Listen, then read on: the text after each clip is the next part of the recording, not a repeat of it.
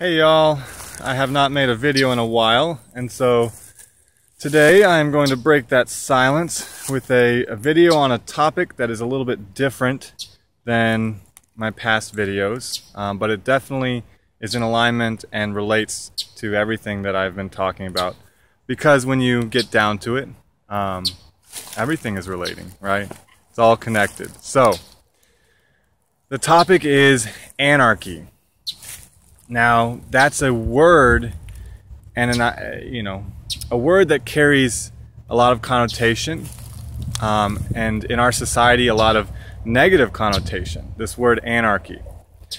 However, what I want to communicate today is the idea that that word has been distorted from its original essence, and that it really is a very beautiful idea, right?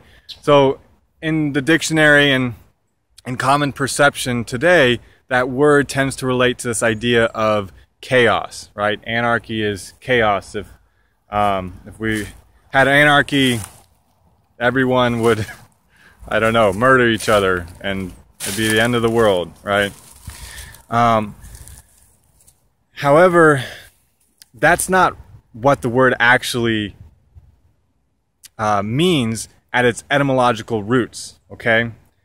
So anarchy is broken down into an, A-N, and archon. An means without, and archon means rulers, or royal class, or persons of authority, you might say, right? Kings and queens and all of that. Presidents, all of these things are archons. So an archon, or anarchy, is literally translates to mean without rulers. Now, that concept in itself has nothing to do with chaos, right? And I'm going to present the idea here that it's actually the archons themselves, the rulers, who would want their subjects to think that without them, without that hand of authority, there would be chaos, right? And society would crumble. So anarchy, in its essence, means without rulers, okay? And if you take that to its kind of, ultimate expression, that means that no person or persons can violate the will of another being as long as that being is not violating anyone else, right? And I understand there are, we can get into the details and we can kind of pan out different situations where, the correct action isn't so clear. But we have to at least start with the understanding that when we aggress upon someone else, we are in essence stealing from them, right? We're either stealing their labor, or we're stealing their life, or whatever it may be, okay? If we aggress upon someone else violently, we are taking from them, and that is not anarchy, because anarchy means without rulers. And so if you go and you kill someone or you steal from someone, you are in essence, positioning yourself as a ruler over that person or that being, okay? So this is important to understand, that there's a contradiction here, that when we talk about people rioting in the streets, or the people who do riot and destroy property and wear these hooded masks and things like that, these are not anarchists, right? They might have the anarchy symbol, or they might claim to be anarchists, but in the true idea and true philosophy of what that means, they are not anarchists, because they are destroying property, they are violating the will of other human beings, okay? So I want to express that idea, because there's such a distortion around this word in our society and around many words. There's kind of this I don't even know how to describe it. A consciousness that desires to create confusion in the mass awareness. And it does that by taking words and having them, in essence, mean the opposite, right? So, anarchy is about not needing an authority in one's life.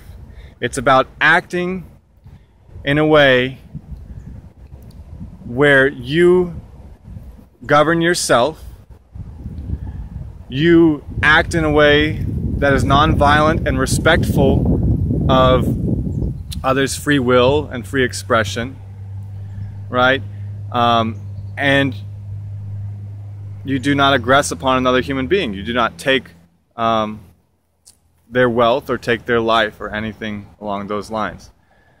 So it's just something to think about, right? There's a lot of things in our society that are the distortions of the original context in which those ideas were held or used. So this is a topic I'm sure I'll talk more about, but you know, the kind of moral foundation of it is the idea that we need to, you know, not require an authority. We need to act in a way that doesn't require mommy and daddy government to tell us what to do. Okay? And again, anyone saying that anarchy is when a bunch of people wear masks and destroy property is confused and has bought into a definition that a ruling class has projected upon our society in order to perpetuate their state of control. So the moral is, step into your power, step into your authority, right? Find your autonomy. Be self-sustaining, self-reliant as much as possible. We got to bring in this circle of sustenance. The air we breathe, the water we drink, the food that we eat, right? Bring those sources of sustenance as local as possible so that we don't require any other external forces to come into our life and tell us what we have to do in order to receive their food and their water. Again, this is a big topic, and you know, there's lots of stuff written on kind of you know, how societies of control are based around agriculture and in essence the restricted flow of resources or the controlling of resources. And that's really what we have today, is this, you know, world where the world is seen as, you know, this immense wealth of resources, and there are monopolies on violence called governments that, with the support of their servants, with the support of their slave class, you might say, are extorting the wealth of the world. And so you and I as individuals have to create this grassroots movement to cast off this cancerous, overarching